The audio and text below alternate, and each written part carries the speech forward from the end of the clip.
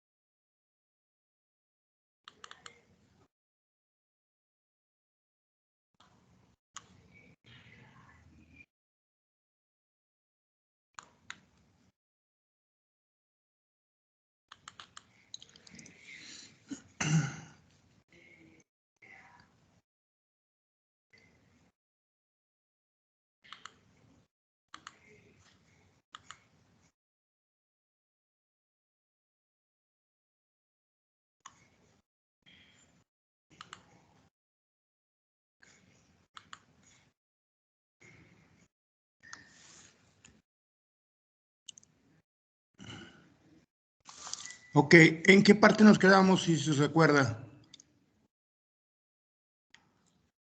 Según yo, ya vimos antecedentes, el Banco de México y la inflación. Y según yo, estábamos en la inflación y la política monetaria. Pero usted confírmeme si recuerda. Sí, de hecho tomé nota de la clase y fue lo último que vimos, lo de la inflación y la política monetaria. Sí, ¿verdad? Entonces nos quedamos en la intermediación y sistema financiero, permítame.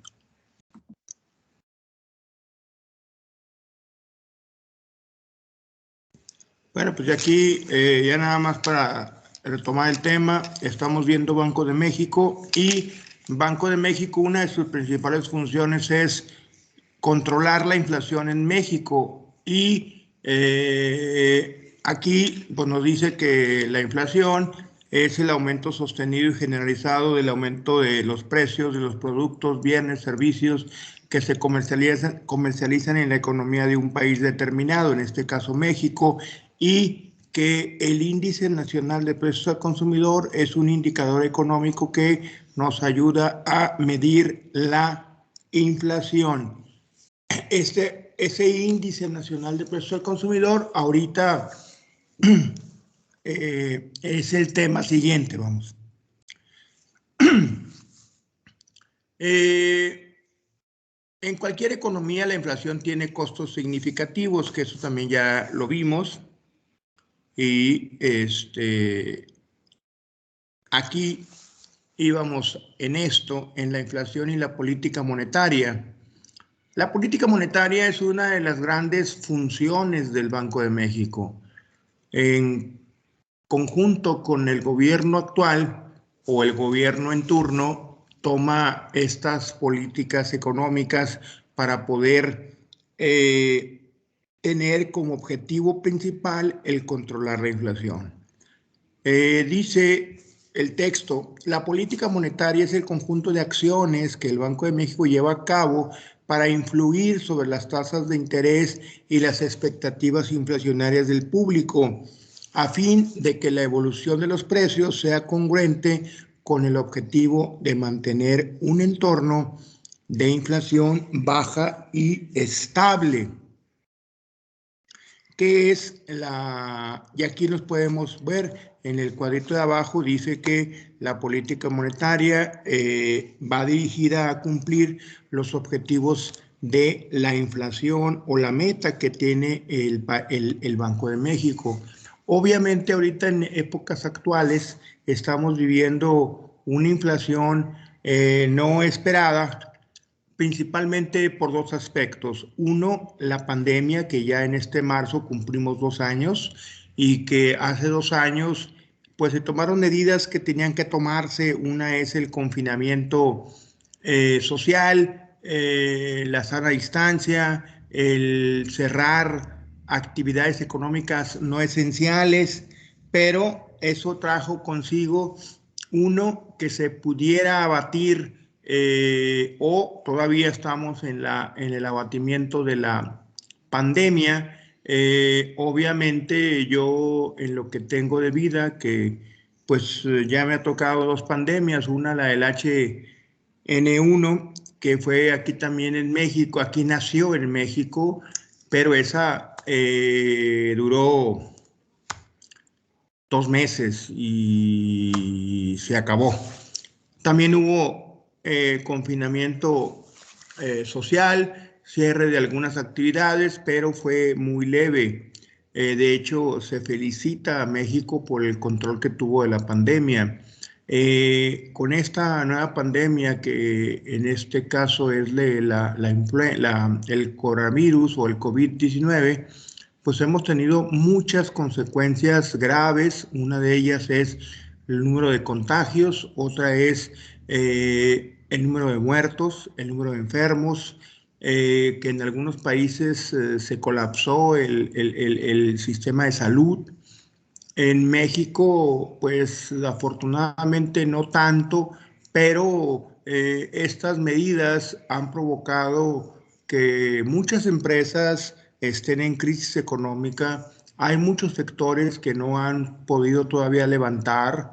Estamos en una situación complicada provocada por la pandemia, pero si le agregamos todavía el asunto de la guerra de Rusia o la invasión de Rusia en Ucrania, pues obviamente esto ha afectado muchísimo, porque Rusia, yo les comentaba, es la 11ª economía mundial y lo que produce Rusia pues es gas, petróleo, diésel, combustóleo, y esto hace que Rusia sea un país estratégico en cuanto a la energía o a los energéticos que produce.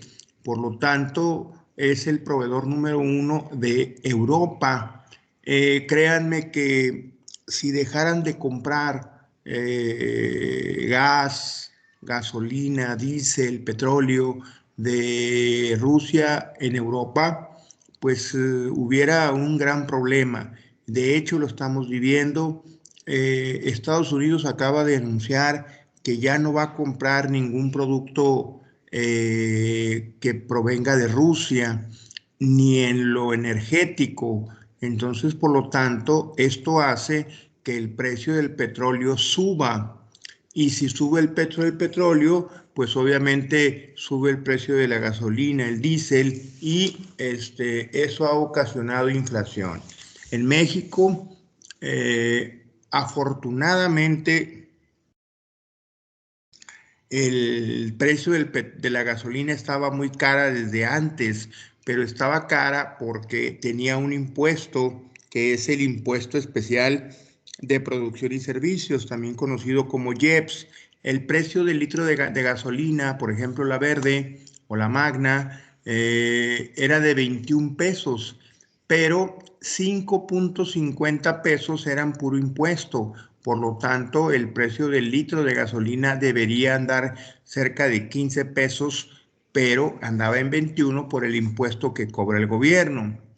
De esta manera, ahorita lo que está haciendo el país o el gobierno mexicano es que ha quitado el IEPS del precio de las gasolinas, y aún así no ha podido controlar el precio.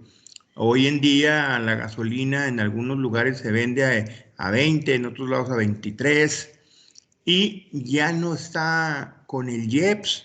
Entonces, lo que pudo hacer México es absorber el incremento de la gasolina. Ahorita anduviera en 30 pesos la gasolina si tuviera IEPS.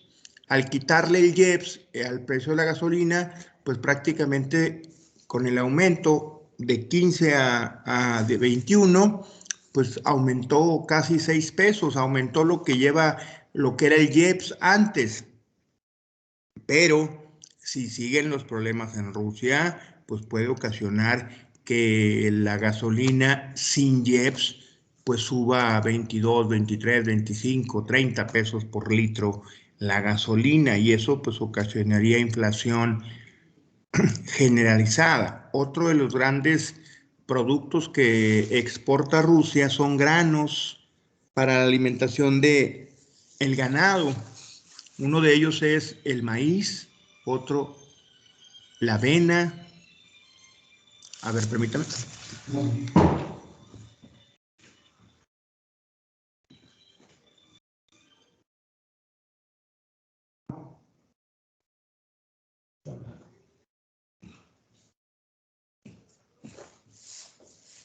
A ver, ¿cómo?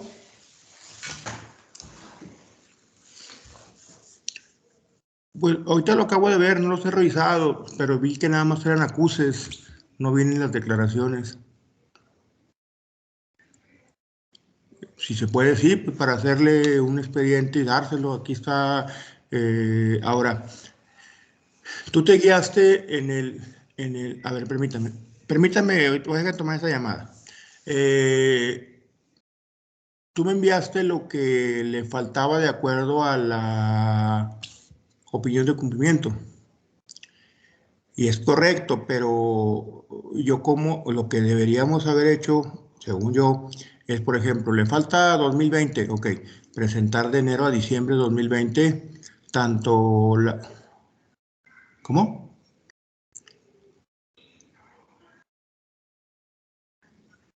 Está bien. Entonces, hacer un checklist que yo lo tenga, o yo cuando te vea te lo digo, por ejemplo, enero, presentada por ellos, ok. Y ¿qué le faltaba? Y aquí está lo que te faltaba y aquí está tu declaración anual. 2021, ¿qué estaba presentado y qué no estaba presentado? Permíteme, no me cuelgues. Bueno, órale, está bien, vale. Entonces, no sé, de 2021 igual, hacer un checklist de ISR, IVA, IDIOT, y lo que estaba presentado, lo que le faltaba, y ahí está, y la anual. Porque nada más vi anual bueno, la de 2021, pues todavía no se puede presentar, ¿no? Todavía no se presenta, entonces nada más aquí está y ya. Pero ahorita vi puros acuses, entonces no sé en qué condiciones estaba y en qué condiciones está. Yo por eso al principio hubiera hecho un cuadrito de enero a diciembre y decir, estas declaraciones ya están. A ver,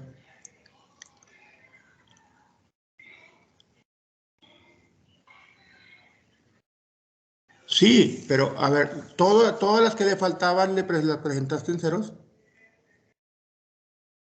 Entonces, yo me referí nada más a la de noviembre de 2019. Sí, o sea, yo lo que quiero es así, o sea, un cuadrito, un Excel, que diga 2020 o 2019, ¿qué le faltaba? Y si dices tú, ya tenía todo presentado, nada más faltaba noviembre, bueno, pues nada. Pero algo importante, una línea de captura no es presentar declaración, tú lo sabes bien, porque si era con pago y no pagaba, pues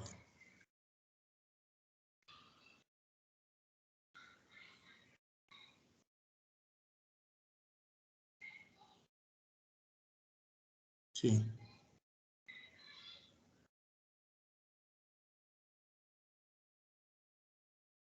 Yo lo sé, que esto es para el arrendamiento. Sí, pero a partir de 2021, ¿no?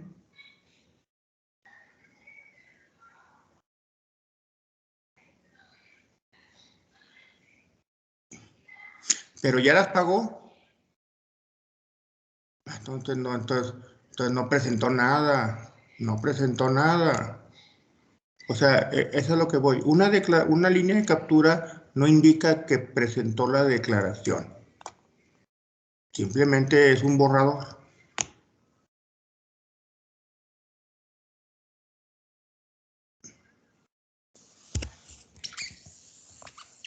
No, y seguir con la opción que ella tomó.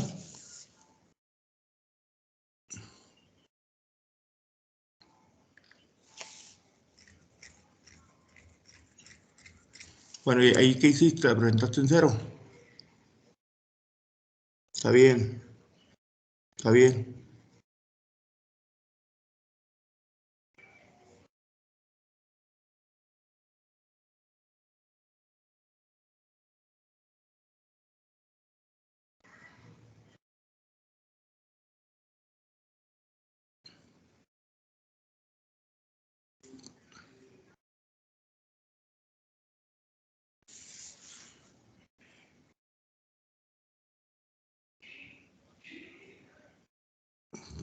está bien.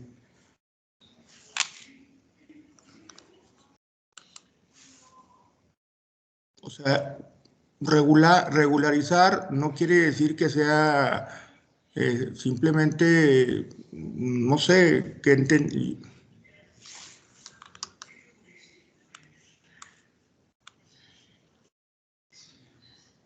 sí, pero eso quiere decir con datos.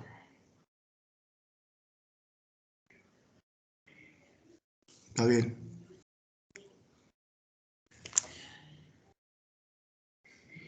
Sí, eso, de hecho, eso sí, pero también que sea un maquillaje más menos ahí congruente, no nada más así, pero está bien. Pero no sale en tu oficina, ¿o sí? No, no, no, no, no urge para ahorita. Mañana lo vemos. Mañana lo vemos. Mañana lo vemos. Mañana lo vemos. Mañana lo vemos. Muy bien.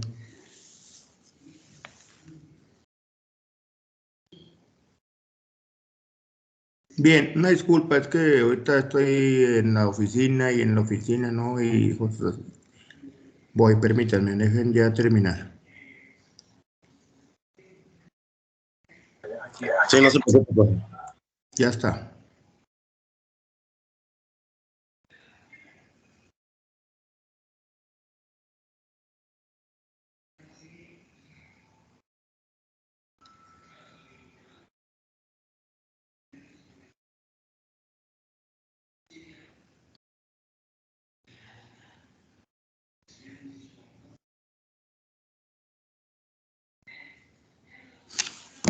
Bien, entonces les decía que ahora con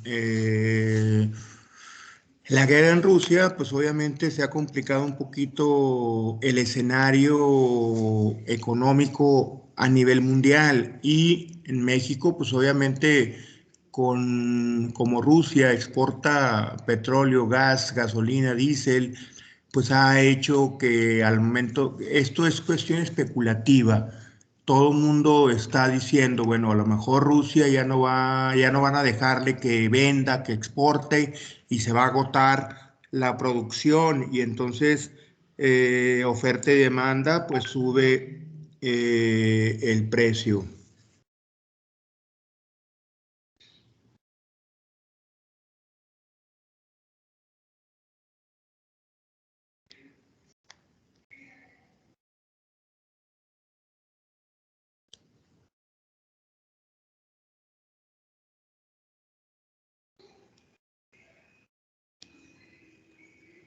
Permítame.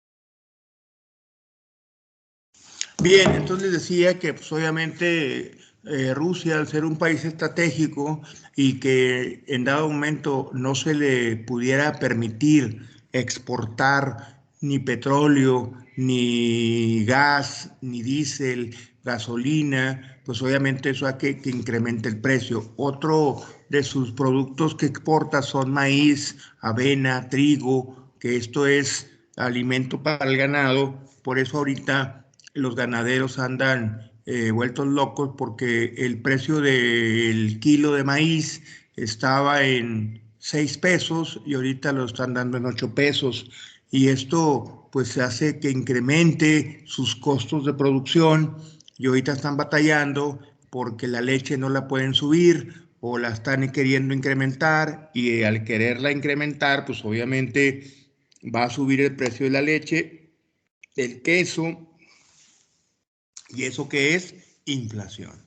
Entonces sí es importante que estemos observando el entorno económico actual, las políticas financieras, económicas que pudiera tener el gobierno mexicano. Otro tema dentro del Banco de México es que es el encargado de la intermediación y el sistema financiero.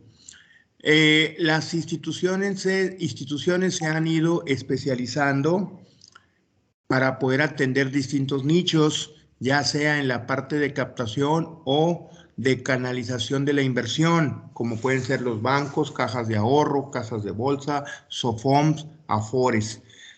Las SOFOMs son sociedades de objeto limitado, en el cual es importante. Asimismo, el sistema financiero ha diseñado diversos instrumentos para captar, invertir y transferir fondos de cuentas de cheques, de ahorro, de depósitos a plazo fijo, pagarés, créditos, tarjetas de crédito, de débito y transferencias, órdenes de pago, acciones, bonos. Entonces, se fijan ustedes, hoy en día cuando la empresa A le paga a la empresa B una transferencia electrónica, ese es un SPAY, es un sistema de pagos y lo que primero que hace es que el dinero se va a Banco de México lo valida y se le va a la empresa B. Esto puede ser en cuestión de segundos, pero también ha habido errores o ha habido algún tipo de contratiempos en este sistema de pagos y a veces la transferencia puede durar horas o hasta días. Es por eso que el sistema financiero debe tener una seguridad muy importante porque para que los usuarios confíen en este uso, porque a veces prácticamente no ven el dinero. La empresa A cobra y le pagan vía transferencia y la empresa A paga vía transferencia y nunca vio el dinero. Pero el dinero estuvo y el dinero se usó para pagar. En la medida que han evolucionado y su negociación se ha vuelto de aceptación generalizada, algunos de estos instrumentos se han convertido en medios de pago y pueden, permítanme, bueno, bien, estoy en clase, ¿qué onda?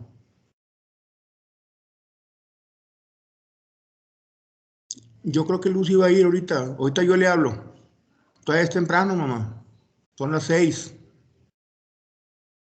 ahorita yo le hablo. Está bien, pues espérenos hasta las 7 y ahí vemos. Sí, mamá, sí. Perdón.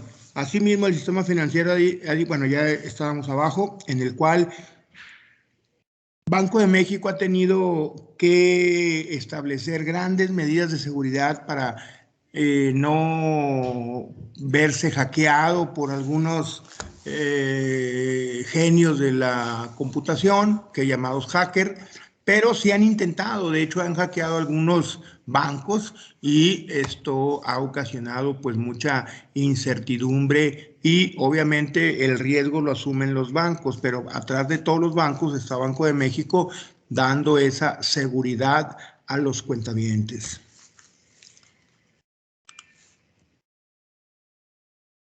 ¿Qué provoca la estabilidad financiera? Bueno, a partir de mediados de 2008, México se enfrenta a una crisis de naturaleza distinta a las previamente experimentadas. En la crisis se inició en Estados Unidos en 2007 como resultado de las amplias pérdidas en las operaciones de bursatilización que involucran a las hipotecas de acreditados de menos calidad crediticia, conocidos como subprime. Algo importante es esta crisis fue del extranjero, como la de ahorita, es provocada por la pandemia y por la guerra, y México ha estado envuelto en muchas crisis económicas, pero provocadas por nosotros mismos. Cada que cambiaba presidente, hasta el año 2000 ya no hubo crisis de fin de sexenio, y hemos tenido más de 20 años con una estabilidad económica, a pesar de que en el 2008 nos vimos envueltos en la crisis que provocó Estados Unidos con el problema del mal manejo de las hipotecas. De hecho, en la próxima clase les voy a recomendar, es más de una vez les voy a recomendar que vean una película que se llama Too Big to Fail. Esta película, Too Big to Fail, es en español, dice, demasiado grande para caer. Esta película es una película de Hollywood, no es un documental. Esta película está en Amazon y ustedes la pueden ver, y habla precisamente de la crisis del 2007-2008, donde, de acuerdo a la película y de acuerdo a los antecedentes históricos que tenemos, la economía mundial estuvo a punto de colapsar y desaparecer tal como la conocemos. De hecho, Estados Unidos tuvo que apalancar varios bancos, a pesar de que es un país meramente capitalista, pues tuvo que rescatar a varios bancos, y obviamente se perdió un gran banco como Lehman Brothers. Esta película habla de ello y pues me gustaría que la vieran. ¿Para qué? Pues para entender esta crisis de 2007-2008 que inició en Estados Unidos. Algunos costos o consecuencias de la crisis. Bueno, pérdida significativa en instituciones financieras, encarecimiento de créditos, pérdida de fondos públicos, caída en la producción nacional y global, caída en el empleo, pérdida de los ahorros de las personas. ¿Qué pasa cuando hay un nuevo enfoque en la estabilidad financiera? Bueno, un sistema financiero sano, eso es lo contrario. Ahora es cuando hay una estabilidad financiera. ¿Qué pasa? Bueno, un sistema financiero sano como el que hemos tenido en los últimos años, ahorita estamos en una situación contingente. ¿Qué va a pasar? Y eso ocasiona incertidumbre. Pero en los últimos años México ha estado en una estabilidad financiera importante, en el cual dice: un sistema financiero sano requiere, entre otros, de intermediarios eficaces y solventes, de mercados eficientes y completos, y de un marco legal que establece claramente los derechos y obligaciones de las partes involucradas. Objetivo para evitar episodios de riesgo sistemático. Esto significa reducir la probabilidad de choques adversos que propicien la acumulación de desequilibrios en el sistema financiero, y si los propician, minimizar sus costos. Para ello se requiere un análisis macroprudencial que considere la interacción entre el sistema financiero y el sector real de la economía, las interconexiones entre los diferentes mercados y las instituciones financieras. Y ahora sí vamos a ver el sistema de pagos, que ahorita hicimos una referencia del SPEI. Bueno, ¿qué es el sistema de pagos? Los sistemas de pagos están constituidos por un conjunto de instrumentos, procedimientos y normas para transferir recursos financieros entre sus participantes. Dichos sistemas son indispensables para el sistema financiero, para que el sistema financiero funcione eficientemente. Algunos de ellos son especialmente críticos ya que si su diseño no es adecuado, puede magnificar la transmisión de problemas de liquidez de un participante a los demás y perturbar la estabilidad del sistema financiero. Por estas razones, una de las finalidades del Banco de México es propiciar un buen funcionamiento del sistema de pagos en el país, que es el sistema de SPACE, que son las transferencias interbancarias. Algunas consideraciones finales, dice, la mejor contribución del Banco de México para el bienestar de la sociedad y el crecimiento económico es cumplir con sus finalidades, abocándose en su objetivo prioritario, que es procurar la estabilidad del poder adquisitivo de la moneda. ¿Y cómo se logra esa estabilidad del poder adquisitivo? Controlando la inflación. Por lo tanto, uno de sus grandes objetivos y finalidades de Banco de México es controlar la inflación para garantizar que la población tenga poder adquisitivo y obviamente no pierda este poder adquisitivo. Y con eso sería el tema de Banco de México.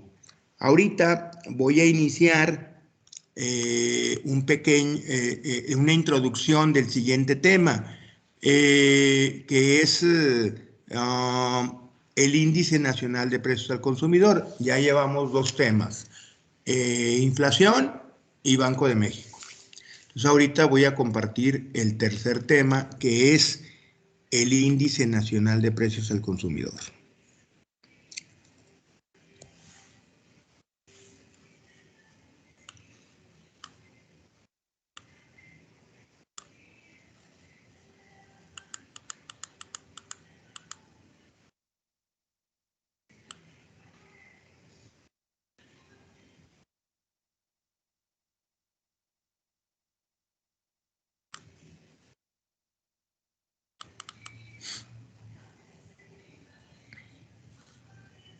No.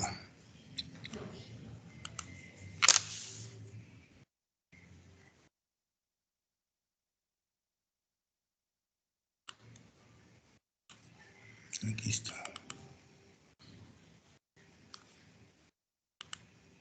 ¿Sí se ve la pantalla que estoy compartiendo? No, profe.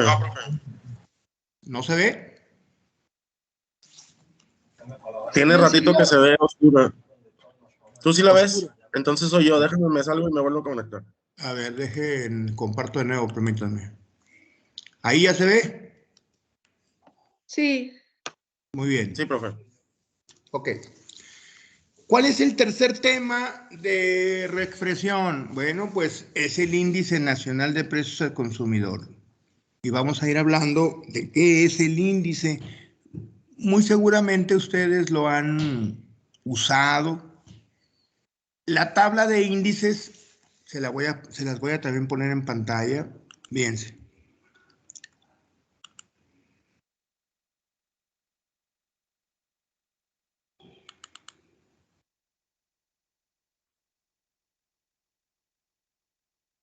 Fíjense.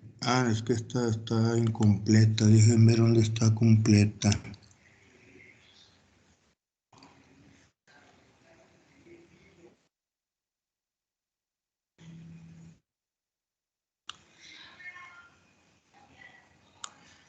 Es un problema. Bueno, ahorita nada más está incompleta porque está hasta 2021, pero ya 2022 ya salió.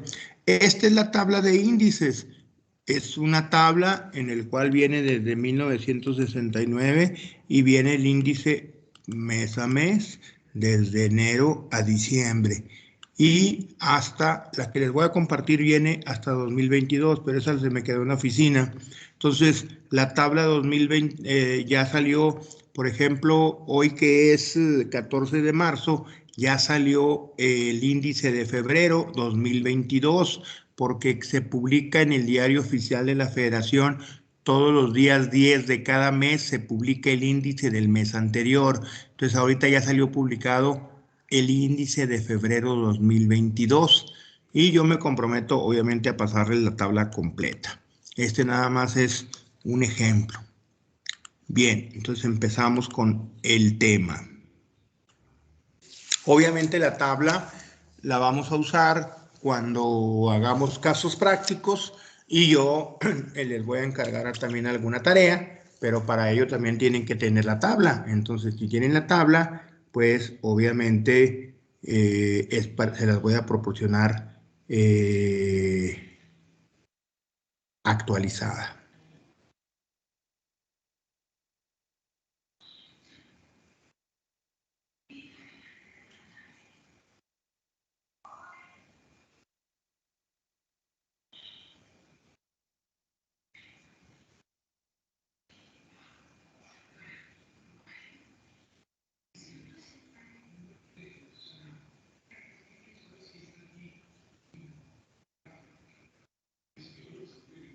Bien, empezamos.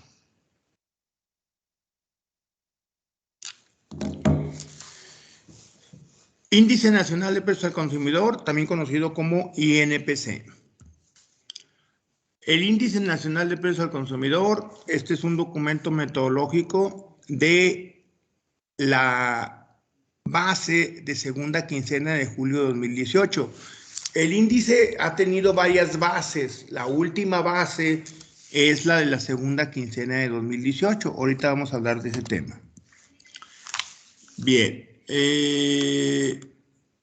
A ver, vamos a ver. Guillermo, ¿puedes hablar? ¿Estás en un lugar donde puedes hablar? Sí, profe. A ver, vamos a echarnos una leída. Presentación, échate esta hoja y así vamos interactuando con ustedes. Ok, presentación. El Instituto Nacional de Estadística y Geografía, INEGI, interesado en mantener informados a los usuarios de las estadísticas económicas, presenta el documento metodológico del Índice Nacional de Precios al Consumidor, INPC, que sustenta las modificaciones metodológicas realizadas en el cambio de año base del INPC a la segunda quincena de julio del 2018. Con la entrada en vigor de la Ley del Sistema Nacional de Información Estadística y Geográfica, publicada el 16 de abril del 2008 en el Diario Oficial de la Federación, se otorgó al INEGI, en su artículo 59, fracción tercera, la facultad exclusiva del cálculo y publicación del Índice Nacional de Precios al Consumidor y el Índice Nacional de Precios Productor, a partir del 15 de julio del 2011. De esta manera, el instituto adquirió la responsabilidad de recabar, procesar y divulgar la información de ambos índices nacionales de precios. A fin de mantener vigente el Índice Nacional de Precios al Consumidor, de manera que refleje los nuevos patrones de consumo de los hogares de México, se realizó el cambio del periodo de referencia del índice, de la segunda quincena de diciembre del 2010 a la segunda quincena de julio del 2018. De esta manera, el INPC se actualiza nuevamente a 100 a partir de esta fecha, para dar continuidad a la medición de la variación de los precios de los productos de la canasta. A través de dicho cambio de base, también se actualiza el contenido de la canasta, la estructura de ponderación de los productos y servicios que la integran, la cobertura geográfica del índice y se introduce un muestreo probabilístico para la selección de los puntos de venta donde se realizan las cotizaciones de los precios para algunos genéricos. Muy bien. Si ustedes pueden darse cuenta, bueno,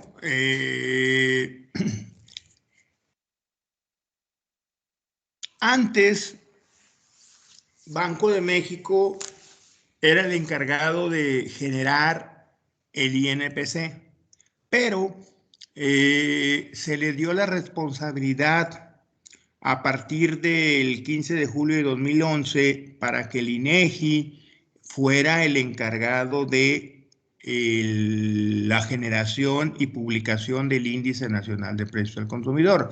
Por lo tanto, ¿quién elabora, quién publica el Índice Nacional de Precios al Consumidor? El Instituto Nacional de Estadística y Geografía, mejor conocido como INEGI, donde se publica en el Diario Oficial de la Federación. ¿Cuándo se publica? Bueno, el 10 de cada mes, el día 10 de cada mes se publica el índice del mes anterior. Ahora, El patrón de consumo de los mexicanos va cambiando. El índice surgió en 1969, pero en 1969 no había internet, no había computadoras, no había celulares, no había pantallas a color. Entonces, eso nada más es un ejemplo, pero muchos productos de alimentación de igual manera no existían. Por lo tanto, la canasta es una serie de productos que utiliza el INEGI para hacer sus encuestas y también señalar los puntos de venta, señalar qué ciudades se van a encuestar. Entonces, por lo tanto, el año base ha cambiado y ha cambiado 8 veces. Y la nueva ley del INEGI dice que en la medida que los patrones de consumo de la población vayan cambiando, pues va a ir cambiando el año base. Ahorita, si yo les pido la tabla de índices, deben de ser los índices como año base la segunda quincena de 2018. Y ahorita lo leyó su compañero. ¿Qué hacen cuando cambian de año base? Pues el nuevo año base lo suben a 100 y de hecho analizan a partir de ahí cuánto sube, cuánto no. Obviamente publican otra vez todos los índices desde 1969 con la nueva base. Entonces, es importante que ustedes cuando consulten un INPC estén consultando la segunda quincena del 2018. Yo aquí les pongo un ejemplo. Ahorita que les puse la tabla, pues yo pongo aquí INPC base segunda quincena julio 2018. Entonces, toda esta tabla está en base a la segunda quincena, que es el último año base que se ha utilizado. Entonces, eso es importantísimo. ¿Hasta aquí alguna duda?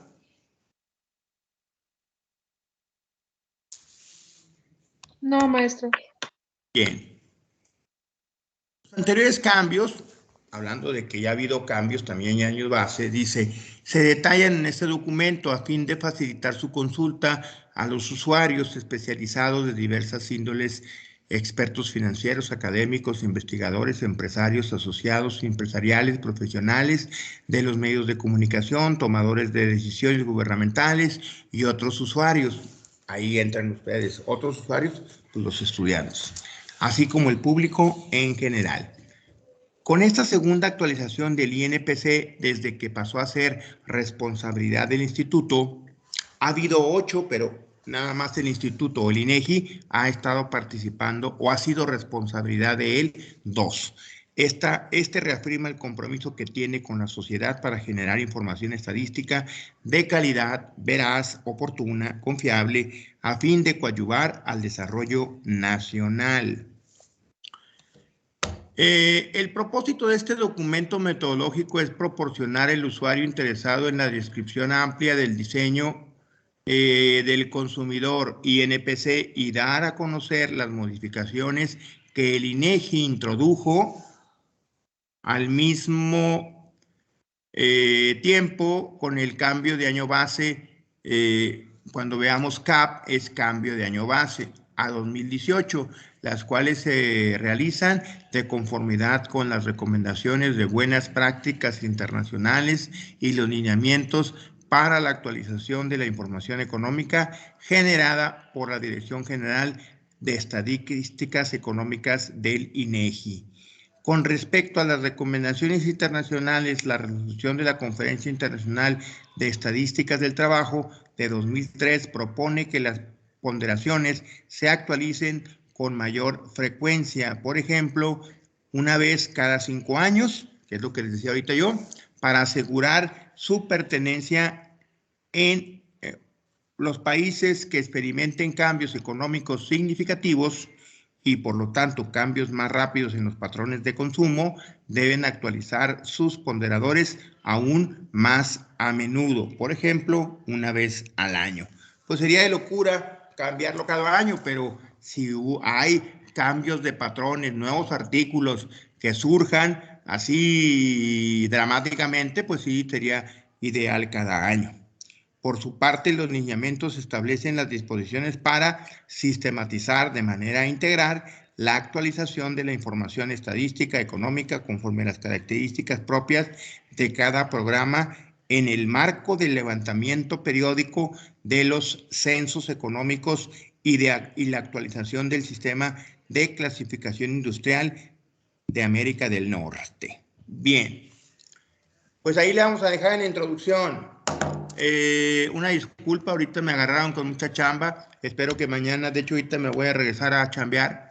Ya terminamos Banco de México y estamos viendo el Índice Nacional de Precios al Consumidor, que es un indicador económico que nos ayuda a medir la inflación. Mañana, obviamente, vamos a ver, aquí tengo toda esta presentación, aquí nada más les doy así rápido, pues obviamente trae bastante información respecto a el Índice Nacional de Precios al Consumidor, ¿sale? Entonces, una disculpa por el día de hoy que estuve interrumpiendo y nos vemos mañana. Gracias, Ok, saludos maestro. a todos. Hasta mañana. Órale. Gracias. Bye. Gracias. Hasta luego. Hasta luego.